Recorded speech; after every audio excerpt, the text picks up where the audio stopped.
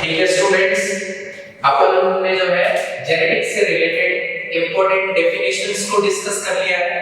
Definitions के बाद अपन genetics की कुछ हिस्ट्री या इंपॉर्टेंट साइंटिस्ट के बारे में बात करेंगे। तो जेनेटिक्स के जो फादर है, जो क्लासिकल जेनेटिक्स के जो फादर है वो कौन है? Gregor John Mendel. मेंडल को ही जेनेटिक्स का क्या माना जाता है? फादर माना जाता है। लेकिन जो मॉडर्न जेनेटिक्स है, मॉडर्न जेनेटिक्स के फादर कौन है?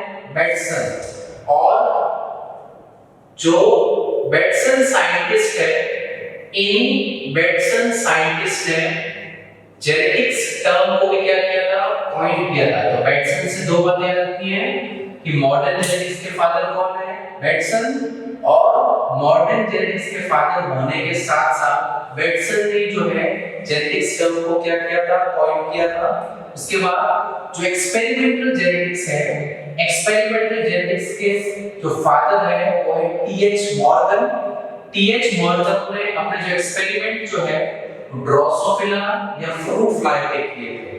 और जो ड्रोसोफिला या जो फ्रूट फ्लाई है उसके अंदर जो क्रोमोसोम नंबर है टोटल कितने होते हैं? 8। तो father of experimental genetics is TH Morgan. Next father of human genetics is Albert Garrod. Albert Garrod जो है ह्यूमन जेनेटिक्स के क्या है? फादर है। Next cytogenetics. साइटो का मतलब होता है सेल, यानी साइटोजेनेटिक्स के जो फादर है, साइटोजेनेटिक्स के फादर कौन होंगे? मूलर। और इसके साथ साथ नेक्स्ट यूजेनेसिस। यूजेनेसिस के फादर कौन है? F Gardner. अब इतने सारे फादर के नाम लिखे हैं, मोस्ट प्रोबेबल क्वेश्चन आने की जो पॉसिबिलिटी है आपको ये तीन नाम तो याद रखने ही रखने हैं। और इसके अंदर जो है टीएच मॉर्गन को अपन और आगे डिस्कस करेंगे जब अपन जो है लिंकेज के बारे में पढ़ेंगे। क्लियर? अब साइंटिस्ट के बारे में बात करने के बाद नेक्स्ट टॉपिक अपन देखते हैं मेंडेलियन जेनेटिक्स। मेंडेलियन जेनेटिक्स मतलब मेंडल की जेनेटिक्स।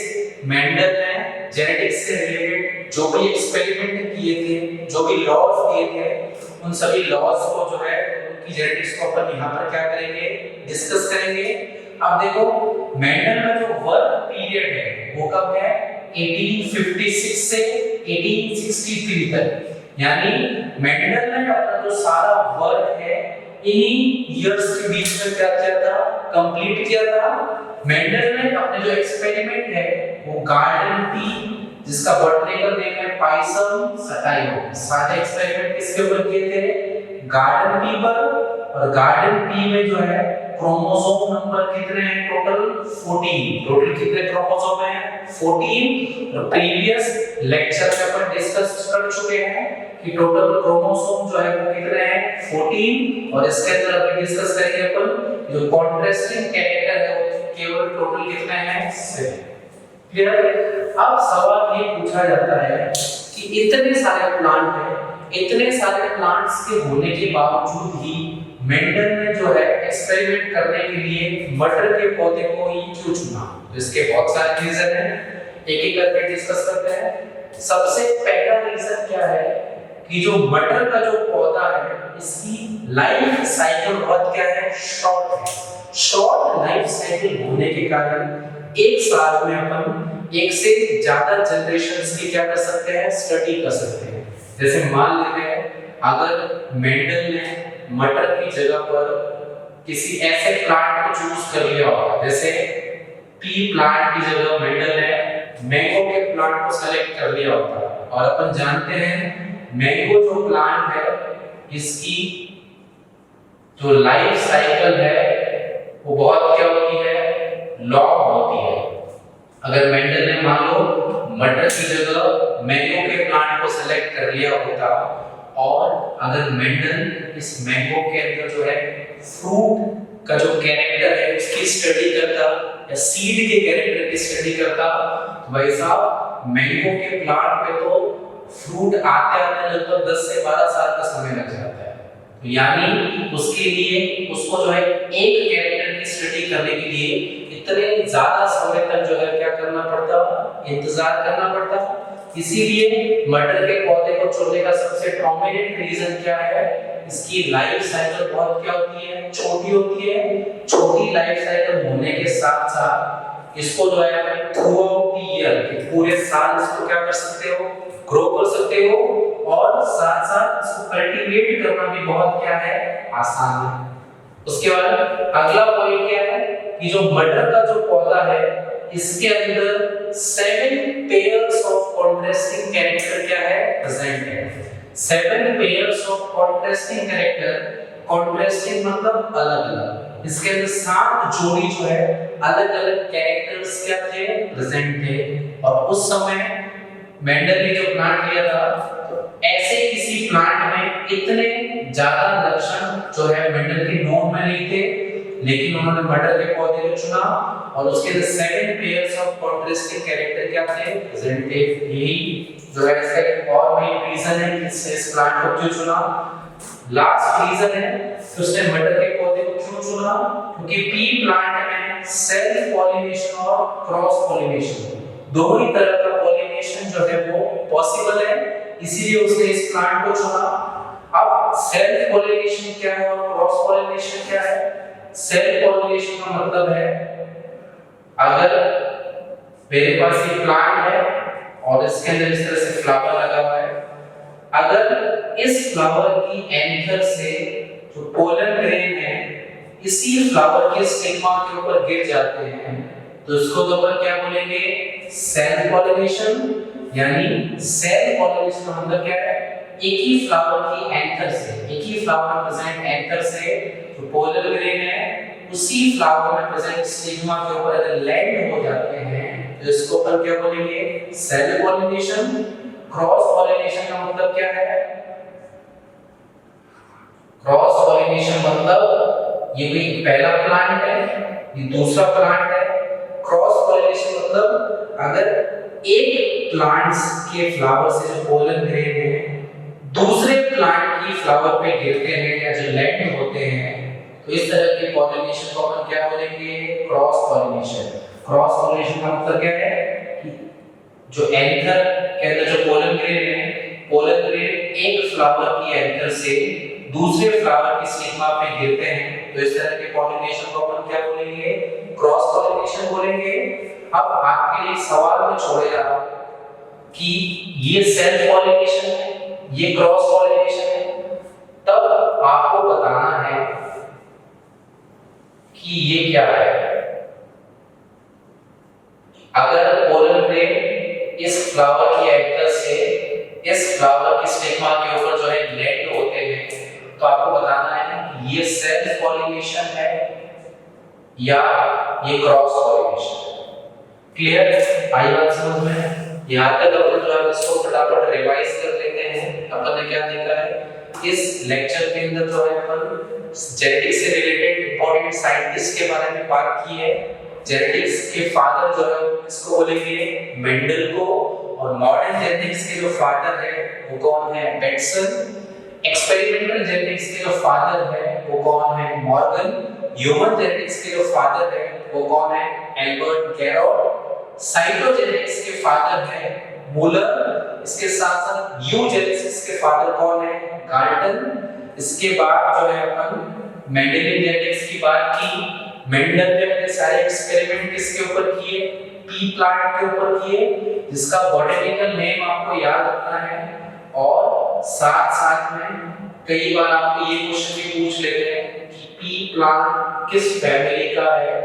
तो जो मटर का जो प्लांट है उसकी फैमिली जो है वो कौन सी है, फेबेसी। क्लियर है, किस प्लांट का किस फैमिली का मेंबर है, फेबेसी फैमिली का क्या है, मेंबर है।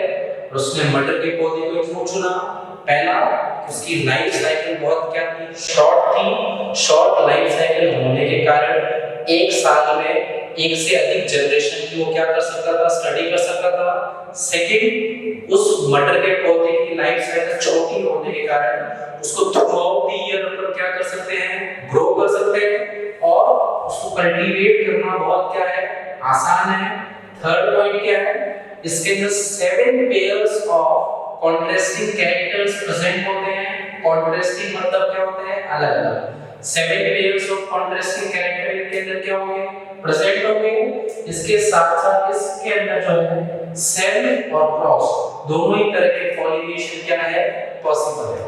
अब देखो इधर ध्यान से समझना कि मटर का जो पौधा है उसके अंदर टोटल क्रोमोसोम कितने हैं, 14, और कॉन्ट्रास्टिंग कैरेक्टर उसके अंदर कितने हैं, 7।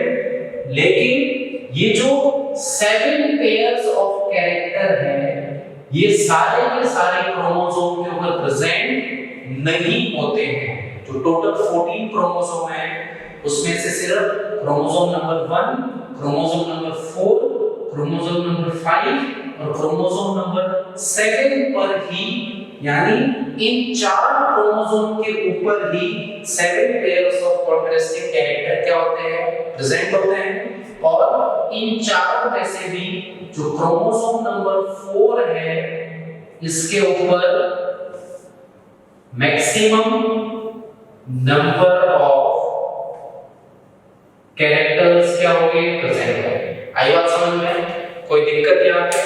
तो यहाँ तक अपन डिस्कस कर चुके हैं। अब आप लोग इसको नोट कीजिए और उसके बाद अपन जो इसी टॉपिक को जो है आगे कंटिन्यू करके नेक्स्ट टॉपिक के अपन को जो है स्टडी करते हैं। क्लियर?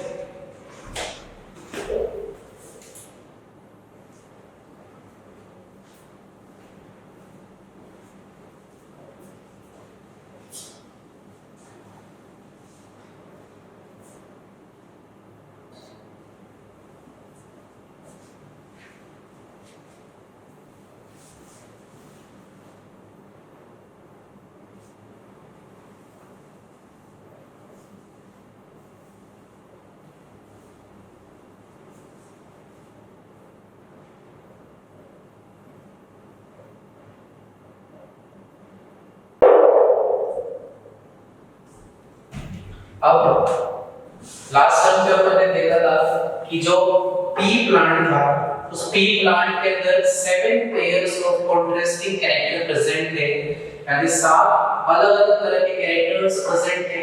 अभी अपन देखेंगे तो 7 पेयर्स के जो कैरेक्टर थे उनमें से कौन-कौन से कैरेक्टर वहां पर प्रेजेंट थे पी प्लांट में। अब देखो उन कैरेक्टर्स को समझने से पहले अपन को 2 वर्ड को समझना होगा, एक है डोमिनेंट और दूसरा वर्ड क्या है, रिसेसिव। इनको डिटेल में पढ़ेंगे जब अपन लॉ ऑफ डोमिनेंस की बात करेंगे। अब सिंपल इन दोनों का मतलब समझ लेते हैं। डोमिनेंट का मतलब क्या है, देखो जैसे मैंने कहा ये कोई मेरे पास पेरेंट 1 है और ये सेकंड पेरेंट है। अब इन दोनों पेरेंट से जो जनरेशन आएगी उसको अपन बोलेंगे F1 जनरेशन। उसको अपन क्या बोलेंगे, F1 जनरेशन। तो डोमिनेंट कैरेक्टर क्या है कि पेरेंट का वह कैरेक्टर जो F1 जनरेशन में एक्सप्रेस होगा उस कैरेक्टर को जो है अपन क्या बोलेंगे, डोमिनेंट कैरेक्टर। और जो F1 जनरेशन के अंदर एक्सप्रेस नहीं होगा उस कैरेक्टर को अपन क्या बोलेंगे, रिसेसिव कैरेक्टर।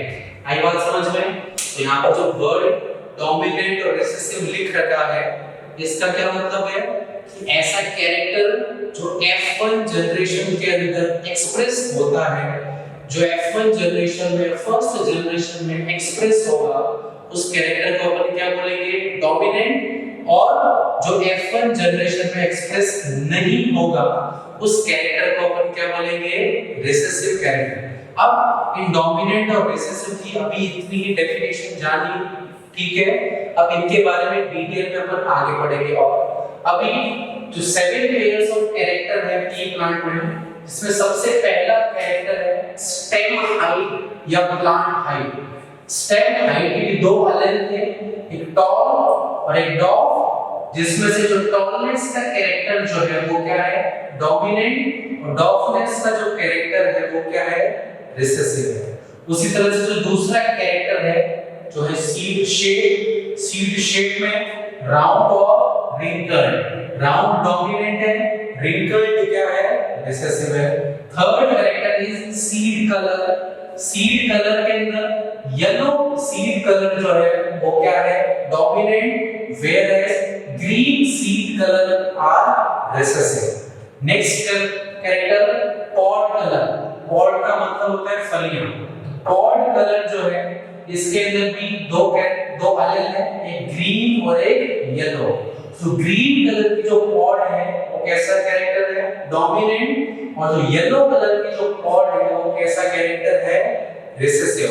अब in total 7 pairs of character में सबसे इंपॉर्टेंट अगर कोई कैरेक्टर है तो वो कौन सा है, सीड कलर और पॉड कलर। नीट में अक्सर पूछ लेते हैं कि यहाँ पर भी येलो और ग्रीन है, यहाँ पर भी क्या है, येलो और ग्रीन।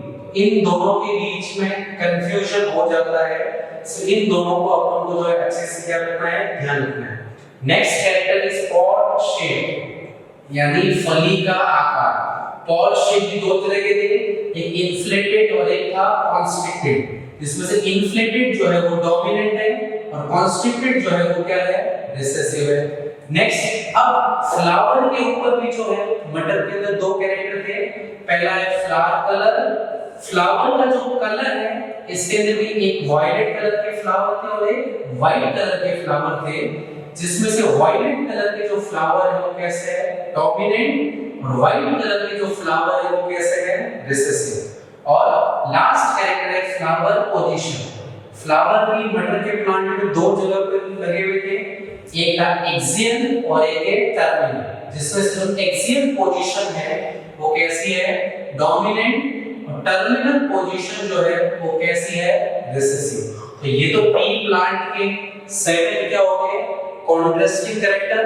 अभी अपन ने लास्ट क्लास में डिस्कस किया था कि पी प्लांट के अंदर जो 7 पेयर्स ऑफ कैरेक्टर है, ये 7 पेयर्स ऑफ कैरेक्टर 4 क्रोमोसोम्स, मटर के अंदर कुल कितने क्रोमोसोम होते हैं, 14, जिसमें से ये जो 7 कैरेक्टर है सिर्फ 14 में से 4 क्रोमोसोम के ऊपर क्या होते हैं, प्रेजेंट होते हैं।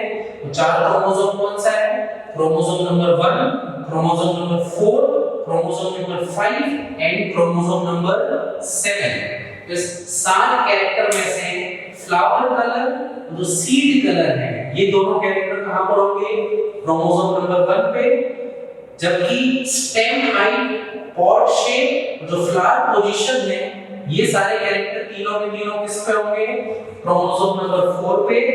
पॉड कलर वाला जो कैरेक्टर है किस पे होगा, क्रोमोसोम नंबर 5 पर, जबकि जो सीड शेप वाला जो कैरेक्टर है वो किस पे होगा, क्रोमोसोम नंबर 7 पर। और लास्ट क्लास के अंदर मैंने ये भी आपको बताया था कि जो क्रोमोसोम नंबर 4 है इसके ऊपर सबसे ज्यादा कैरेक्टर क्या होते हैं, प्रेजेंट होंगे।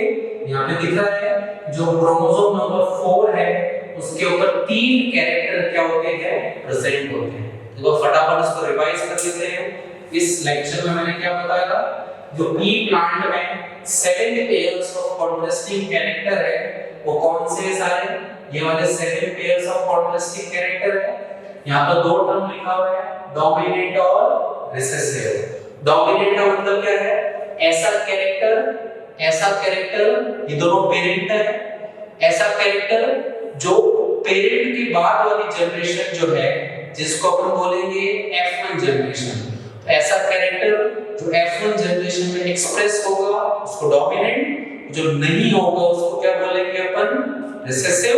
और ये सारे कैरेक्टर आपको ध्यान रखने हैं और इसमें से आपको ये भी याद रखना है कि कौन सा डोमिनेंट है और कौन सा क्या है, रिसेसिव है। क्लियर। अगर मैं बोलता हूं यहाँ पर राउंड डोमिनेंट है, रिंकल्ड रिसेसिव है, इसका मतलब क्या है, अगर मैं इन दोनों के बीच में क्रॉस करवाऊंगा जो फर्स्ट जनरेशन होगी, जो F1 जनरेशन होगी, उसमें क्या कौन सा कैरेक्टर आएगा, राउंड सीड का, कि राउंड यहाँ पर क्या है, डोमिनेंट है। और इन 7 कैरेक्टर्स में से आपको इन दो कैरेक्टर्स को अच्छे से क्या रखना है, ध्यान रखना है। इन दोनों के अंदर बहुत ज्यादा क्या है, कंफ्यूजन है। उसके बाद लास्ट क्या है, जो टोटल 14 क्रोमोसोम है उसके ऊपर जो है टोटल 14 में से सिर्फ 4 क्रोमोसोम के ऊपर ये 7 पेयर्स ऑफ कैरेक्टर्स क्या होते हैं, प्रेजेंट होते हैं। आई बात समझ में? आई होप किसी को यहाँ पर डाउट जो है नहीं होगा। अब आप सब इसको नोट कीजिए, उसके बाद जो है अपन अगले टॉपिक की तरफ बढ़ते हैं।